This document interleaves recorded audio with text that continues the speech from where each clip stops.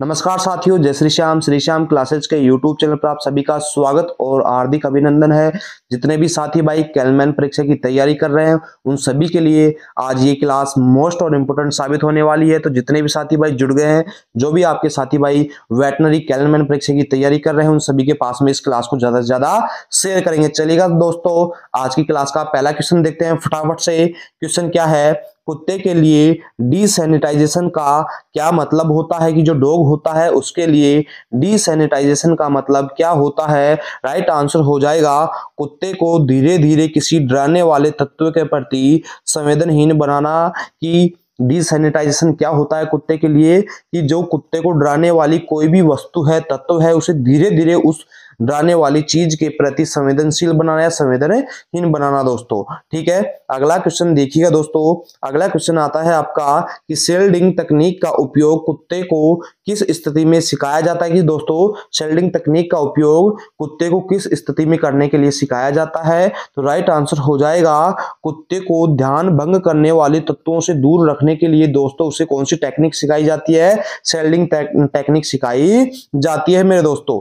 अगला क्वेश्चन देखिएगा, किस प्रकार की ट्रेनिंग में कुत्तों को अवांछनीय व्यवहार रोकने के लिए नो रिवॉर्ड मार्कर का उपयोग किया जाता है?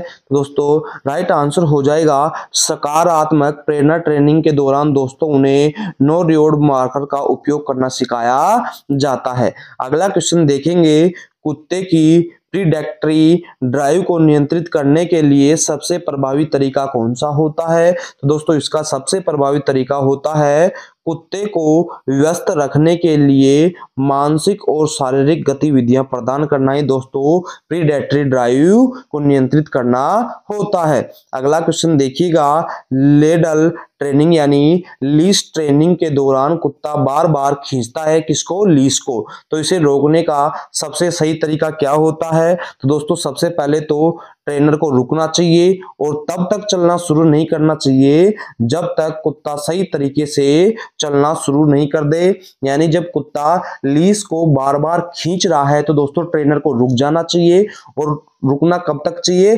जब तक कुत्ता अपने आप सही तरीके से चलना स्टार्ट नहीं कर दे तब तक लीश को नहीं खींचना चाहिए। अगला क्वेश्चन देखिएगा, फील्डिंग तकनीक का उपयोग कब किया जाता है? तो दोस्तों फोल्डिंग जो तकनीक है इसका उपयोग कब किया जाता है? राइट आंसर करेंगे जब कुत्ते को उसके डर का सामना कराते समय दोस्तों फोल्डिंग तकनीक का उपयोग किया जाता है। जब कुत्ते को उसके डर का सामना करवा रहे हैं तो उस टाइम पे कौन सी टेक्निक उपयोग करेंगे?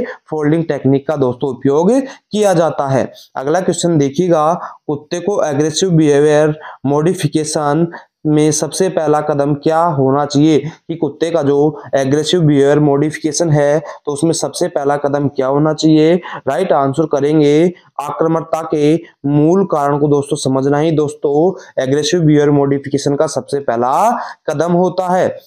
अगला क्वेश्चन देखिएगा, अगला क्वेश्चन है पैक लीडर बनने का मतलब क्या है? दोस्तों पैक लीडर बनने का मतलब क्या होता है?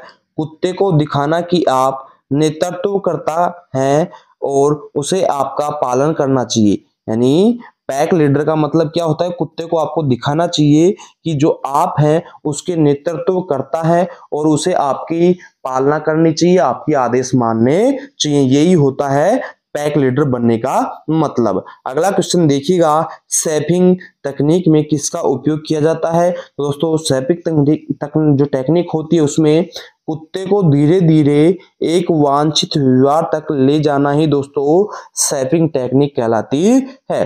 अगला क्वेश्चन देखिएगा, किस प्रकार का संकेत कुत्ते के लिए सबसे प्रभावी होता है? दोस्तों कुत्ते के लिए जो मौखिक और दृश्य संकेत दोनों जो होते हैं संयोजन के लिए दोस्तों ये प्रभावी तरीके होते हैं। अगला क्वेश्चन देखिएगा, किस तकनीक का उपयोग कुत्ते को अधिक भयभीत स्थिति से बचाने के लिए किया जाता है? तो राइट आंसर हो जाएगा काउंटर कंडीशनिंग जो तरीका होता है कुत्ते को अधिक भयभीत स्थिति से बचाने के लिए दोस्तों कौन सा तरीका अपनाया जाता है? काउंटर जो कंडीशनिंग तरीका होता है ये अपनाया जाता है। अगला क्वेश्चन देखेंगे, कुत्ते को असामान्य ध्वनियां जैसे पटाखों के प्रति संवेदनशीलता कम करने के लिए कौन सी प्रक्रिया सबसे उपयुक्त है? तो दोस्तों जो डीसैनिटाइजेशन और काउंटर कंडीशनिंग है ये उसे असामान्य ध्वनियों के प्रति संवेदनशीलता कम करने के लिए दोस्तों सिखाई जाती है। अगला क्वेश्चन देखेंगे, कुत्ते को बैकिंग अप कमांड सिखाने के लिए उपयोग किस स्थिति में होता है। जो कुत्ता होता है उसे बैकिंग अप जो कमांड सिखाने का उपयोग कौन सी स्थिति में किया जाता है। तो दोस्तों ये किया जाता है कुत्ते को पीछे हटाने के लिए बैकिंग अप कमांड सिखाई जाती है। अगला क्वेश्चन देखिएगा, स्टिमुलस कंट्रोल का क्या अर्थ है। जो स्टिमुलस कंट्रोल होता है इसका क्या अर्थ होता है।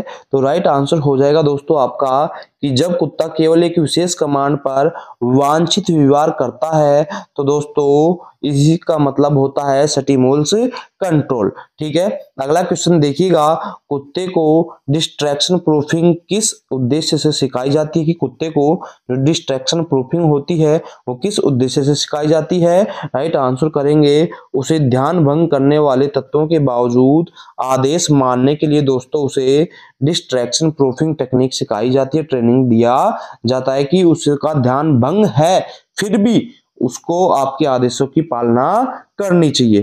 ठीक है, अगला क्वेश्चन देखिएगा, किस ट्रेनिंग तकनीक में ग्रेजुअल एक्सपोजर का उपयोग किया जाता है। कि दोस्तों कौन सी तकनीक होती है जिसमें ग्रेजुअल एक्सपोजर का उपयोग किया जाता है। राइट आंसर करेंगे, डिसैनिटाइजेशन जो तकनीक होती है उसमें ग्रेजुअल एक्सपोजर का उपयोग किया जाता है। अगला क्वेश्चन देखेंगे, थ्रेशोल्ड ट्रेनिंग का उद्देश्य क्या है। जो थ्रेशोल्ड ट्रेनिंग होती है उसका उद्देश्य क्या होता है। दोस्तों इसका उद्देश्य होता है कि कुत्ते की सहनशीलता को पहचानना और उसमें सुधार करना ही दोस्तों थ्रेशोल्ड ट्रेनिंग कहलाती है। कि कुत्ते की कितनी सहनशीलता है और उसमें कितना सुधार अपने को करना चाहिए। ठीक है, अगला क्वेश्चन देखिएगा, कुत्ते की आक्रामकता का मूल्यांकन करने के लिए कौन सा दृष्टिकोण सबसे उपयुक्त होता है। कि जो कुत्ते की आक्रामकता होती है, डेंजरसिटी होती है, उसका मूल्यांकन करने के लिए कौन सा दृष्टिकोण सबसे उपयुक्त माना जाता है। तो राइट आंसर हो जाएगा उसकी बॉडी लैंग्वेज और ट्रिगर्स का निरीक्षण करना ही दोस्तों उसकी आक्रामकता को मूल्यांकन करने का सबसे बेस्ट दृष्टिकोण होता है। अगला क्वेश्चन देखेंगे, डिस्प्ले बिहेवियर का मतलब क्या होता है। तो दोस्तों डिस्प्ले बिहेवियर का मतलब होता है कुत्ते का डर या आक्रामकता दिखाना ही दोस्तों डिस्प्ले बिहेवियर होता है। अगला क्वेश्चन देखेंगे, कुत्ते की ट्रेनिंग के दौरान लेचरिंग बिहेवियर को कैसे हैंडल किया जाता है। कि जो कुत्ते को जब ट्रेनिंग देते हैं तो उसके दौरान जो लेचरिंग बिहेवियर होता है उसको किस प्रकार से हैंडल किया जाता है। दोस्तों उसको किस प्रकार से हैंडल करेंगे, उसे दोबारा निर्देशित कर करके दोस्तों उसे हैंडल किया जाता है। अगला क्वेश्चन देखिएगा, कुत्ते की ट्रेनिंग में नेगेटिव पनिशमेंट का क्या मतलब होता है। दोस्तों कुत्ते की जो ट्रेनिंग होती है उसमें नेगेटिव पनिशमेंट का मतलब होता है वांछित वस्तु हटा करके उसे सिखाना। कि जो अवांछित वांछित वस्तु है उसे हटा करके उसे सिखाना चाहिए नेगेटिव पनिशमेंट के अंदर। अगला क्वेश्चन, कुत्ते को रेसिस्टिंग बिहेवियर में किस तकनीक का उपयोग किया जाता है। तो दोस्तों रेस्टिंग जो बिहेवियर होता है उसमें कौन सी तकनीक उपयोग काम में ली जाती है। दोस्तों कुत्ते को ट्रिगर से हटाकर के सामान्य स्थिति में लाना ही दोस्तों क्या होता है, रेस्टिंग बिहेवियर होता है। ठीक है, अगला क्वेश्चन देखेंगे, प्रैक्टिस बाइट इनहिबिशन का उद्देश्य क्या होता है। तो दोस्तों इसका उद्देश्य होता है कुत्ते को अपने काटने की जो ताकत होती है उसको नियंत्रित करना सिखाना ही दोस्तों प्रैक्टिस बाइट इनहिबिशन कहलाता है। ठीक है, अगला क्वेश्चन देखिएगा, कुत्तों में ऑपरेशन कंडीशनिंग में 4 मुख्य तकनीकें कौन सी हैं। कि जो कुत्ते में ऑपरेशन कंडीशनिंग की 4 मुख्य टेक्निक कौन कौन सी होती हैं। दोस्तों राइट आंसर करेंगे, सकारात्मक सुदृढ़ीकरण, नकारात्मक सुदृढ़ीकरण, सकारात्मक दंड और नकारात्मक दंड। दोस्तों ये चारों चीजें होती हैं ऑपरेशन कंडीशनिंग में कुत्तों के लिए काम में ली जाती है। अगला क्वेश्चन देखिएगा कि कुत्ते की सिग्नल फेडिंग का उद्देश्य क्या होता है। तो दोस्तों कुत्ते की जो सिग्नल फेडिंग होती है इसका क्या उद्देश्य होता है, कुत्ते को बिना आदेश के वांछित व्यवहार सिखाना ही दोस्तों सिग्नल फेडिंग कहलाती है। दोस्तों इसी तरीके से वेटनरी से जुड़े हुए हर एक बेहतरीन शानदार क्लासेस देखने के लिए जुड़े रहें आपके अपने YouTube channel Shri Shyam classes के साथ में। इसी तरीके से हम आपके लिए भी आगे क्लासेस बनाते रहेंगे। थैंक यू दोस्तों, धन्यवाद।